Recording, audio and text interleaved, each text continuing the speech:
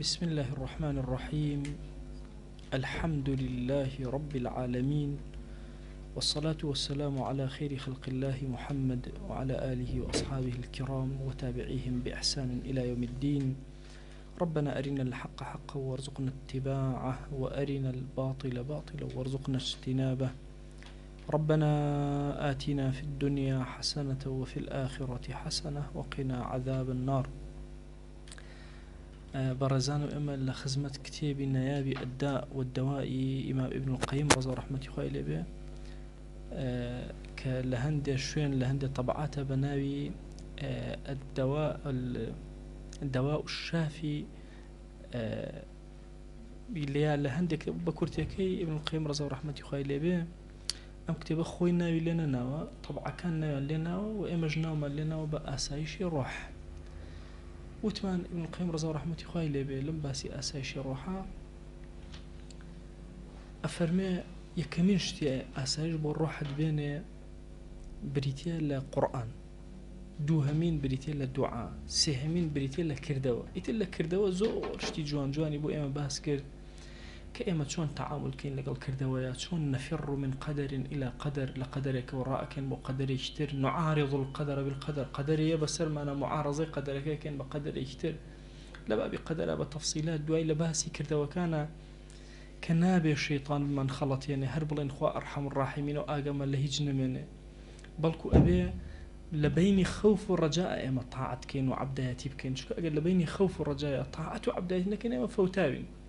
إما هر هميشه بخوان بلن كره خواهی جان عفو مانك إن شاء الله ما ليك گناهكين وكو عرزم كردن لعقيدة زور كاد أو استشهاد بو آيات بيروزا أكري إن الله لا يغفر أن يشرك به، خوا قتلو كسناوري كشريك بو خوا قرار بدا. أما معنى أولنية إنسان بچه دسكا بگناه مادام شريك قرار نادا، نا معنى أوليك إنسان خوي لشرك بپاريزي ولا گناه كان يتريج بپاريزي، چونکە ئەو کەسێ عەقیدەی دامەزرا بێ کردەوەی هەبێ کردەوە. ئەگەر بێت و هەموو کامل علمی عەقیدەت هەبێ کردەوەت نەبێ هیچ حرمەتێکی نییە. خۆ شەیطان لەومان خوا ناسترە. ئەگەر وردی کەیتەوە شەیطان عیزەتی خوای ئەناسی، ذاتی خوای بینی،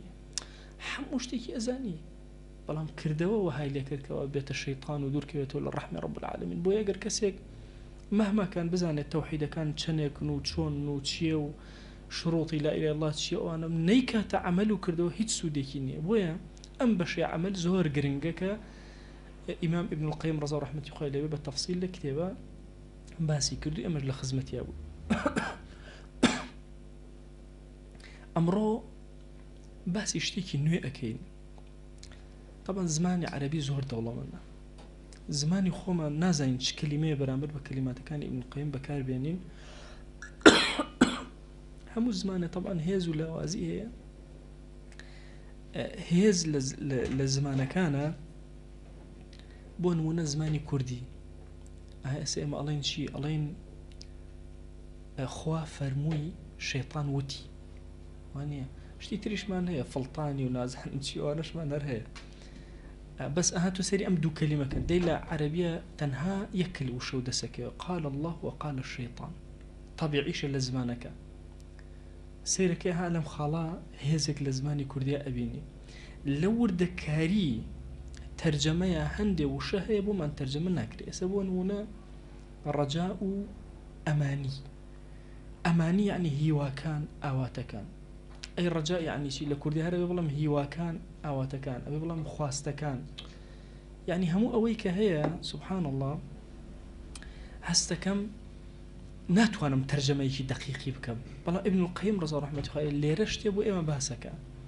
على أم فصل باسي هوا آواتكم باسي شيئكم رجاء أماني أبي لكردية كترجمة بكري بلا أم فصل مثلا ابن القيم باسي هوا آواتك هوا آوات لكردية هريكشت بلا من العربية زود وشتي جاوازة. الرجاء بوشتيك كتول ناويته بدسي إهاني إيشي لسر أكي. أماني تنها دانشتيتو خيالي بلاو عشان هلا كردي والله خيال بلاو. أبي أنا أم ترجمة أما شلون بكين بلين هوا وآوات لقل خيال بلاو إن جا درسي معنى دقيقي كردي درسي إيه طبعا خيال بلاو أيو بينوسي ناكري مجرد خيال جنا لبروا ام باب ابن القيم بصر رحمه الله عليه باس الرجاء امانيك الصبيات وزغازينيه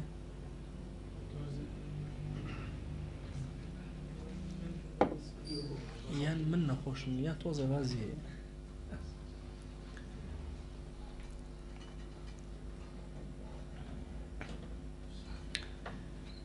افرمي او ام بنجرين قلت يعني باش توزي ودن كم بوتو سرماش كم مكاتو افرمي ومما ينبغي أن من رجا شيئا استلزم رجاؤه ثلاثة أمور لباس الرجاء كمان بؤكا هواكا آواتك أفرمي أو كسيك رجاي بوشتيك هبي أبي سيشت تيا الرنگ باتو إنجا رجاي آواتي هي هواي هي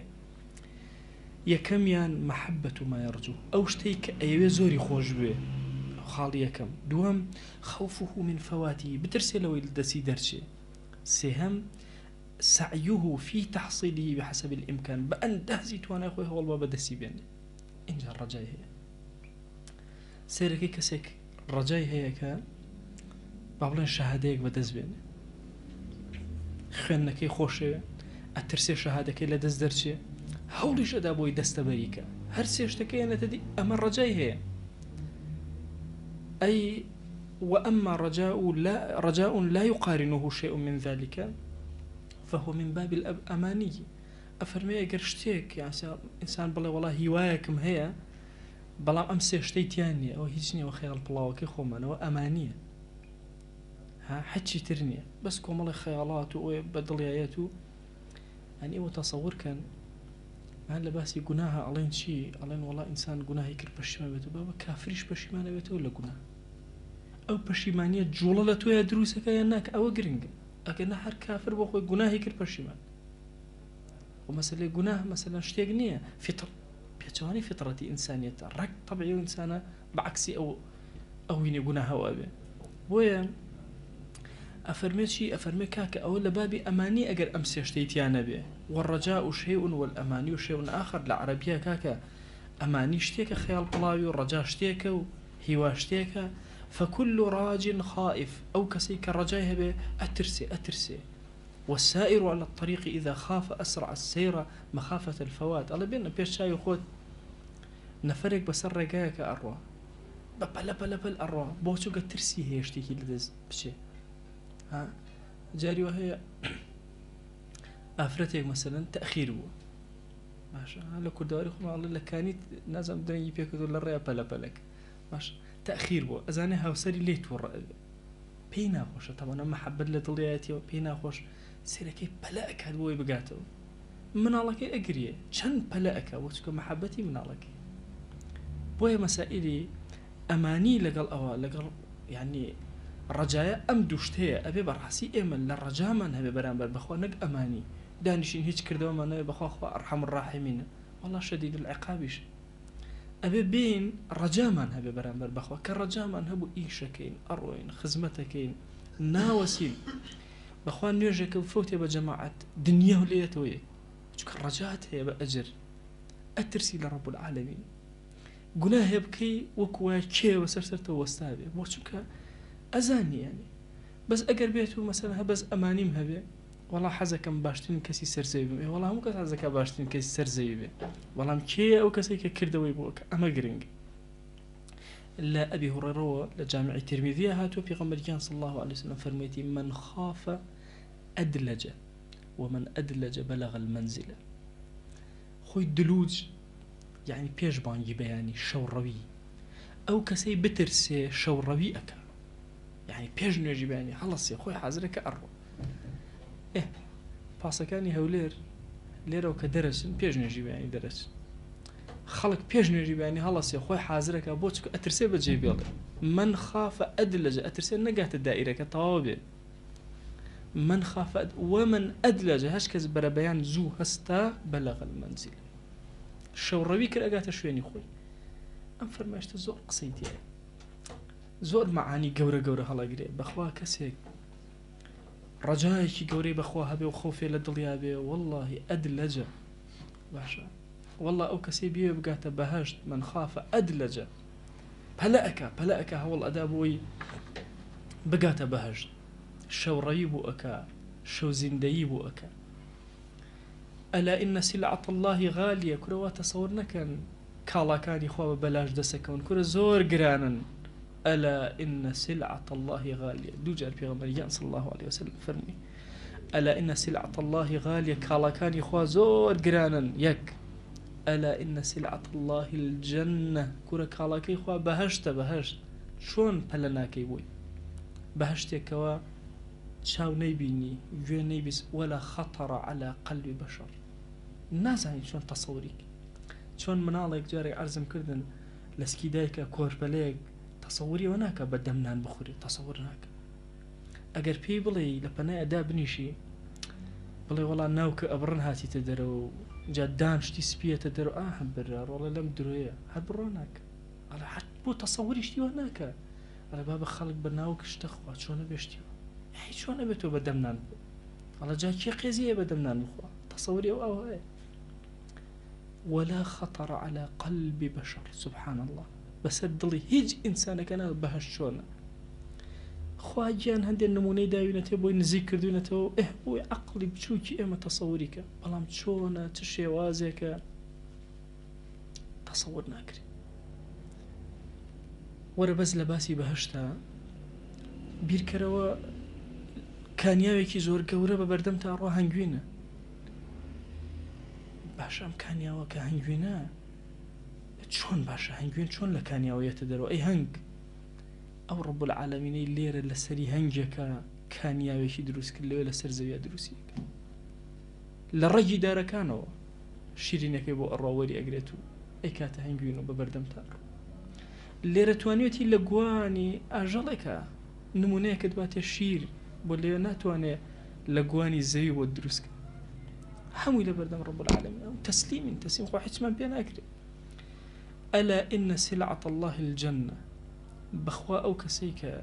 ترسي أو هبه بهشتي لدزدرشي أدلج شو ربيئك ومن أدلج بلغ المنزل بخوا أو كسي شو ربي كردوش زو هستا بلغ المنزل خو عيبني إنساني مسلمان بالله والله بون يجيباني خبر منابته دي والله إيشك هبه او انا بباشي جيبجي اكي نبيتو باشا او انا جوان خبري ابيتو خميكي بسيطي دنيا منالو مجاري يكي لما وصا كانوا موتيوتي شكاتي اكم لاي باوك سجوه بيرما حتى بياني خوم لنك حرق امي باشا شكاتي اكم تشيبو يعني باوكم او براكي يا زليك ليام يا يورو الله الصعيباك باشتركة يا بيأدي مكلك المواصاكة تهرونو حتى بياني ام هنا با اخوة باوكم الله بوچونك لباكم الترسام زور كانت برسيارك خلقي بيدين اهروجين خلقي ملحد الان خوف ومحبة كونابت انقصي زور غلط الان كسيك خوشويس شون ترس اولا لو شي خشيت وخوف نقيشتو اقرنا انسان باوكي چن خوشه والله چنك ترسي ليه باشا ترسي هي لتوربوني ترسي هي لعادزبوني ترسي هي لتيكتشوني محبتك بويا او كسيك خوفي النبي محبتي شي ودروس نبي ناتواني اجلالي خوي بيناكري قوري خو ناتواني اوك والله من خاف ادلج ومن ادلج بلغ المنزل بخوا او كسيك وترسا شوروي اكاك شوروي كر الا قات منزلك خوي كسلعتي خويا وزور قرانه وبريتي لبهشت وهو سبحانه كما جعل الرجاء لأهل الأعمال الصالحة فكذلك جعل الخوف لأهل الأعمال الصالحة هر خوا خوي شون رجاي دانا وابو أهل صلاح رجاء تنزور بخوا عفوتانك بهمان شواز خوفي شي وداناون بترسن لين بترسن أي عبدك فعلم أن الرجاء والخوف النافع ما اقترن به العمل جاء إنسان أقر رجاي زوربو ترساش دسكا بإيش كرد أقر خوي للرنجاء زور كالبيرة كم هو ألم باوكم الترسام لو اللي برنجاء الشيء كتاب يعني خوم لنا كوت أي أقر بترسي لوي خوالي برنجاء بشيبك بخوا إنسان أم دوشتا بيك وجيب جينك خوف ورجاء ناتوانێ هەنگاوەکانی بنێ، ناتوانێ پێشکەوێ. کاتێکیش خەوف و ڕەجا کۆبوونەوە پێکەوە بەخوای سەر ئەتخاتە ئیش و کردەوە، حەزەکەی سونەتێ زیاترکەی، حەزەکەی ئەستەغفیرڵڵای زیاترکەی، دڵە هاوارەکە بۆی سەڵەواتێ زیاتر بدەی. بەخوا جاری وا هەیە ملیۆنە جار وتوتە لا ئیلاهە ئیلا الله هێشتا تێرە نەخواردوە تێر، حەزەکەی 10 ملیۆن بڵێ، 100 ملیۆن بڵێ، 1000 ملیۆن بڵێ، ملیارەها بڵێ، تێر نابی. بۆ چونکە خەوف و ڕەجا هەردووکیان پێکەوە پاڵت پێوانێن بەرەو چی؟ بەرەو عەمەل. بۆیە یەکێک لەو شتانەی کە عەمەلی ئێمە تەفنیشەکە بریتێ لە ڕەجا بەتەنها نابێت، ڕەجا و خەوف پێکەوە اینجا تەواو. خوا گیان ئەفەرمێ إن الذين هم من خشية ربهم مشفقون، أو كسانيك لخشية خوا مشفقا، يعني زور بملاحظا، زور بعنايته، ماشا لقل خوا تعامل أكن أمانكين، يعني كسقونها باركان أو أسترسل نا. والذين هم بآيات ربهم يؤمنون، إيمان يعني بآيات خوا. والذين هم بربهم لا يشركون، والله شريك بخوا قرنادا أمانا. والذين يؤتون ما آتوا وقلوبهم وجلة أنهم إلى ربهم راجعون. كل أوانا هرچیان پێ بکرێ ئەیکەن، کاتێک کە جوانترین کردەوە ئەکەن دڵیان ئەلەرزێ لەبەرەوەی ئەزان ئەگەنەوە لای رب العالمين. أولئك كين أوانا پاڵیان لێ داوەتەوە يسارعون في الخيرات وهم لها سابقون، پەلە ئەکەن پەلە لە خێرەکە کە دەستیان کەوێ، وهم لها سابقون، مسابقة أكن مسابقة بوي بزان كاميان يكم درجة كاميان لبيشهم يانوا. إمام الترمذي بو الروايات كردون لجامعة لعائشة ورضا ورحمة إخوة لبيا على برسالهم كل بيغمريان صلى الله عليه وسلم، والله لو شيء أمانيك أهو وقلوبهم وجلة، أماني إن الذين من خشية ربهم مشفقون، أمانة أوانا بن عارق أخون أنا أوانا زنا أكن ودزي أكن. فرموي فقال لا يا بنت الصديق، كتشكي صديق، كتشكي أبو بكر الصديق أي عائش نخير وهانية، ولكنهم الذين يصومون ويصلون ويتصدقون ويخافون ألا يتقبل منهم. كل أوانا والله برجوء أبن نيجكان ينجبجي أكان صدقوا خير وخيرات كان لقل أو شاء ترسن كوا ليان قبول نكري أوانا يسارعون في الخيرات، بل ليان لإيشي خيري زياتر أم عمرك كما يرأينا بتشوار خيري تياكري. والله سبحانه وصف أهل السعادة بالإحسان مع الخوف، ووصف أهل الأشقياء بالإساءة مع الأمن. خواجان وصفي أواكردو أهل السعادة كاملا إحسانا كانوا يشتاء ترسن ليان ورنجيري، أي شقيكي خرافة والله والله خوا أرحم الراحمين. أبي أم دوشته بورياي شكوي كلا في الله زور خطر كان الشيطان همو أسايش الرحمن تكذا بوي ابن القيم أو أنا لسريار. والله إنسان بشتيني اللي بكاته وبل خوا أرحم الراحمين خوا باريزيو والله كاتي أزاني وكمارو بيجك عرض بكد لخاتي، يعني أخير خالو يتوخواري خوارو أن تزل قدم بعد ثبوتها قاش الدهم زراوة كاتي أزاني هل أخليسيتو أكويتو أخوة ناسي ودين دارو أو شتتيشي نامن لدى سأروع. تصور كان إنسان كلي قوما لحالة دين دارية بدس خوينية ككوت جاري وهي بيركاتو أيوه بقرتو أو ندع عارض دروز ونهلن بقرتو نهلن أروع ويلي بهيش وازيك ناتوانا بقرتو سر عبادة كاني بيشوي ديان كسبون لقنجي ولاوية خاوني شونيوجيكي دور ودريش هندش دواي لكرنا هندي قلنا نوري شوي كجان نوا دواي هرشيان أكرنا نتواني هصنوا هزاران كسبون خير خوازي زور قوربون بلام دواتر جرأتي أوان أكر فلسيب كين خير كوتن أن تزل قدم بعد ثبوتها أبي إنسان لما بترسي يلا بيوتشا كان حتى بياني قريا فرمويان بوشي أقري أو نو قناه كردو فرموي كرة الذنوب أهون كرة قناه حرزور زور كما هيش نية بس تنها لعاقبتي خرابة ترس خو أبو خاتي قولي خوي عاقبة من باشك أصحاب رضا ورحمة خوي اللي بيت شون يعني أصحاب باشترين شاكترين خلطي كأنه خزمة كاريب كان ئەبا بچینە خزمەتیان ئەوان چۆن بوون چۆن خەوفیان هەبوو والله ئەحواڵی سەحابە وەکو ئیبن قەیم ئەفەرمێ کە ئەنواڕی و سەیرەکەی ئەو پەڕی کردەوەیان جێبەجێ ئەکرد بەڵام ئەو پەڕی ترسانیشیان هەبوو ئێمە هەمومان تەقسیرێکی زۆر زۆر گەورەمان هەیە لەولاشەوە ئەڵێن بەخوا ئەمن و ئەمانی خوا زۆر گەورەی بەڵام سەیری ئەوان کە سەیری ئەو بەکری سەدیقکە ئەفەرمێ وەدیدت ئەنی شعرة باشە في جنب عبد مؤمن زۆر زۆر زۆر زۆر هیوا خوازم حەزەکەم تاڵەمویە بم بە لاشەی کەسێکی ئیماندارەوە چونکە ئەم کەسە ئیماندارە عەبدایەتی ئەکا خواناسی ئەکا دینداری ئەکا باشە تەمەنا ئەکەم یەکێ بم لەوانە یعنی تاڵەمویە بم حاڵەتێک هەیە سبحان الله بڕواکەن ئینسان خۆی هەرجێرە هەستی پێ ناکە ئەو کاتێک کە تۆ عەبدایەتی خۆی گەورە ئەکەی وا تەسەوڕەکەی بە تەنهایی واللهی لاشت لەگەڵ تا منسەجیمە عەبدایەتی ئەکە بەخوا لە پەنای دارێکە کە عەبدایەتی ئەکەی ئەو داراوە ئەگەشێتەوە بەخوا لە ماڵێکتا لە ژوورێکتا کە دائەنیشیت و ذیکر و یەدی خوا ئەکەی بەخوا دەرگا و دیواری هەر هەمووی ئەگەشێتەوە ئای چەند مرتاحە ئەو موویکەوە بەلاشەی ئینسانێکی ئیماندارەوە والله ئینسان کە پێچەوانەی خوا ئەجوڵێتەوە هەموو شتێک پێچەوانەی ئەبێت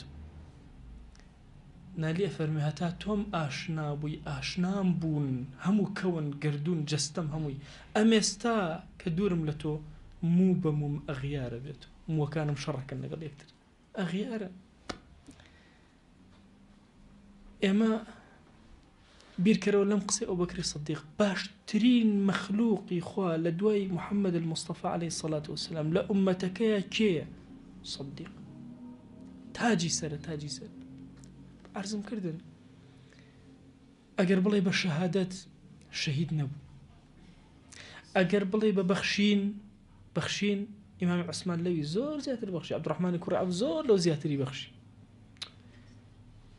ئەتۆ سیرکەن ڕەزا و ڕەحمەتی خوای لێ بێ لە چی ئایا لە عقوبەیە کام بیلالی حەبەشی زۆر عقوبە درا لەسەر دینیا ئەو بەکری سەدیق هەی بیلالی حەبەشی عەماری کوڕی یاسر دایک و باوکی لە پێش چاوی شەهید کرا یاسر و سومەیە ئەی باشە ئیمامی ئەو بەکر دایک و باوکی لە پێش چاوی ئەوە کران نەخێر ئەی باشە ئەمە چی ئەمی ئەوە بەرز کردو شەیء وەقەڕە فی صەدری صەدیق شتێکە لە دڵی سەدیقە دەی وەرە سیرکە ڕەزا و ڕەحمەتی خوای لێ بێ ئەم پیاوە عەزیمە ئەڵێ خۆزگە تاڵێ موبوومە بە سنگی یا بە لاشەی بە ڕیشی کەسێکی ئیماندارەوە ئەو نوێژی بکردایە و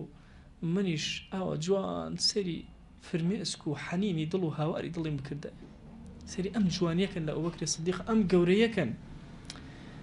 ڕۆژێک ئاوە زمانی خۆی گرت ئیمام فەرمووی هذا الذي أوردني الموارد بخوا ئەمە سەرگاردانی کردم وكان يبكي كثيرا زور أقريا أي فرمو أبكوا بقريين فإن لم تبكوا فتباكوا كر أقر نتان تواني بقرين بزور خوتان بقريين بخواك هل أصايب ونيجي أكرد كأنه عود من خشية الله كأوستاوان زين دارك وستاوى حجوا لو حركيه نبول بردم رب العالمين وأتى بطائر فقلبه طيرك هناك كجراب أو أمدي أو دي وكرت فرموي ما صيد من صيد ولا قطعت شجرة من شجرة إلا بما ضيعت من التسبيح فرموي طيرك نيك وصيد بكري وراو بكري دارك نيك اللي بكريته ولا دارك إلا أويك هندل التسبيحات ما ندز درج وتأجد دارك مهبو پەلکێکی لێکرایەوە پەلکێکی شکایەوە گوڵێک لە ماڵەکەتە هەیە زۆر جوانە زۆر دڵە پێخۆش کاتێک گەزانی مناڵەکەت گوڵەکەی لێ ئەکاتەوە لێگەڕ لە مناڵەکە گوڵەکەی لێکردێتەوە بزانە کام تەسبیحە نەکردووە کام ذیکرە فەرامۆش کردووە لە ماڵەکە و خوا عقوبەتەدا بەمە تەیرێکی زۆر جوانت هەیە لە ماڵەکە و سیرەکەی نەخۆش کەوت بڕۆ ئەکەم جاریوە هەیە ئەو کەسانە ئالودەی تەیرەکان ئەبن لەگەڵ تەیرەکەیان نەخۆشەکە چکە خۆشیە مەگەڕە بە دوای ئەوە بەچی نەخۆش کەوت وەرە بگەڕە بە دوای تەسبیحاتە کوڕەکەت کەوت مناڵەکەت خنکە سیارەکەت نەما پارە و سەرەت و سامان ئیفلاسی کرد چوویتە بازار و هیچی بەدەسەوە نەهات ئاژاوە کەوتە ماڵەکەت تا ئێوەرە خۆتمان و کرد ئێوەرە هاوسەرت هاتەوە بوو بە شەڕ لە ماڵەکە کەس بەگوێی کەسی نەئەکرد مەگەڕێ خۆت مانومەکە بچۆ بۆ ئەم لایەنە بگەڕێ هەوڵ بدە بزانە خەلەلت لەکوێیە لە چیا گیرت خواردووە ئەلەوە هەوڵ بدە چارەسەری ئەو لایەنە بکە هەر ئەو ئەفەرمێ کاتێ لەسەر مەرگا بوو فەرموویە عائیشە یا بونەیە کچەکەم إني أصبت من مال المسلمين هذه العباءة أو عبايك إبنك كم أو هي مالي مسلمان وهذه الحلابة أو شوينيك وقابل كيك بتشكول شيريان تيا أدوشي أو قابل كي بني أو جشيرة أو شي مسلمانان وهذا العبد أو عبد شي بيت المال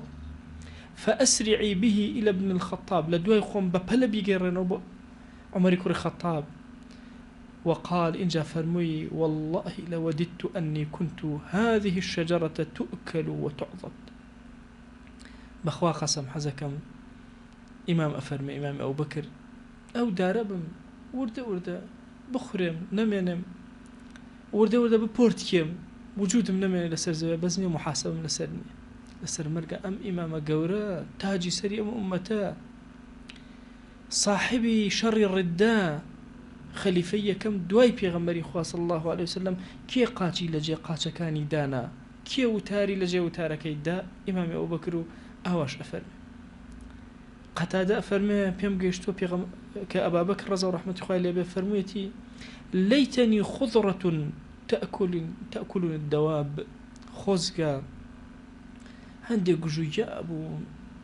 أجلان هاتن آن خواردم وبز محاسبة وحساب كتاب لك الله نأكل براسي اما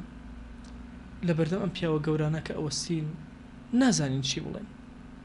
نازانین چ وەصفێکیان بکەین ئەمانە چووکە لە معنای عەبدایەتی تێگەیشتون ئەبزانە لەو پەڕی خۆمانوکردنە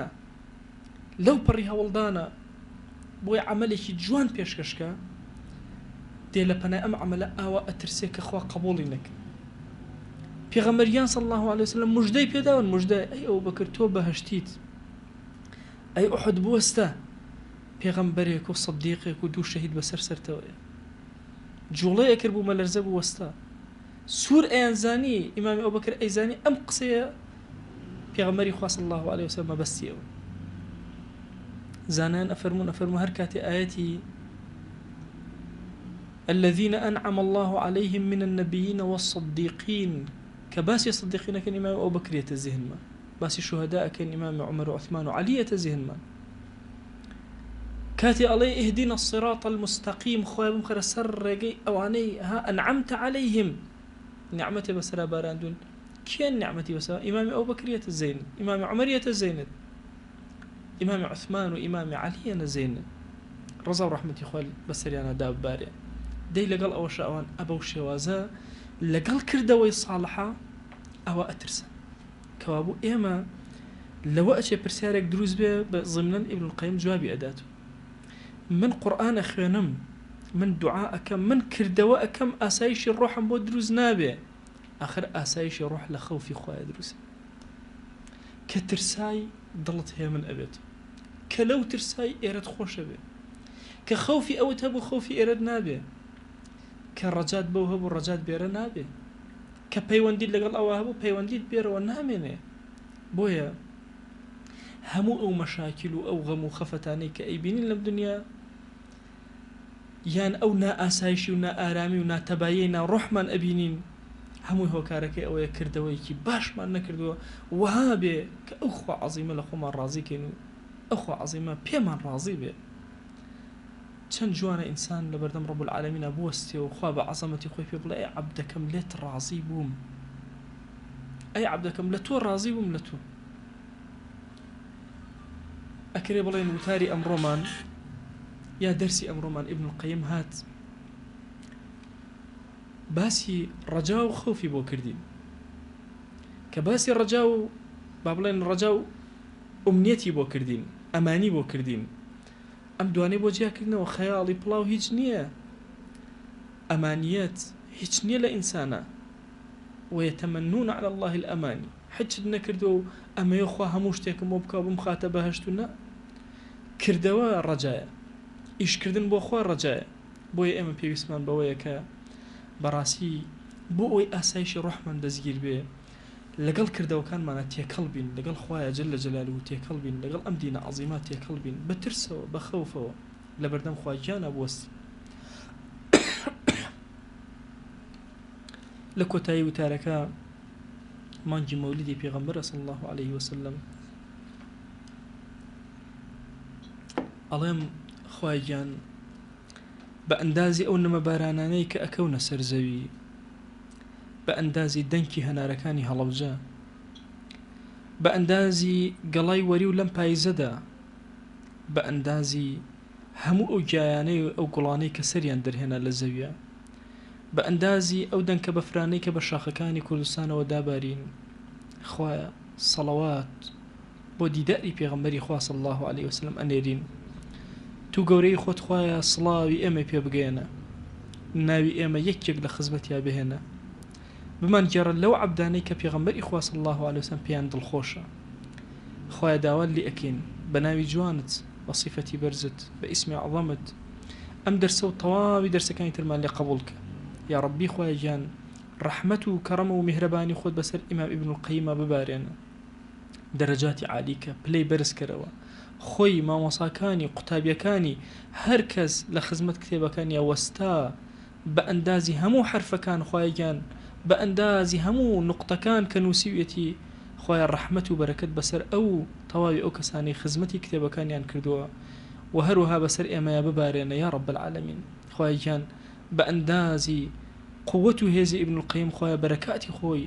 بەرەکاتی خۆت خوای گیان بەسەرمانە ببارێنە ڕەحمەتی خۆت بەسەرمانە ببارێنە تو گەورەی خۆت خوایە لە گوناهەکانمان ببورە گوناهێ بە ئاشکرا کردومانە عەفومان کە گوناهێ بە پەنهان و دزی کردومانە عەفومان کە خوای گیان ئێمە گوناهانێکمان هەیە هەرچی ئەکەن مجاهدە ئەکەن ناتوانین لێیان نەجاتمان بێ تۆ نێوچەوانمان بگرە یا ڕەبی نەجاتمان بە لەم گوناهانە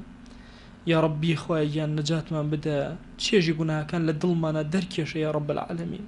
خوای گیان داوات لێ ئەکەن بە ناوی جوانت بە صیفەتی بەرزە بە ئیسمی عەظەمە خوای قبولمان کە لێمان ڕازی بە یا ئیلاهی خوای گیان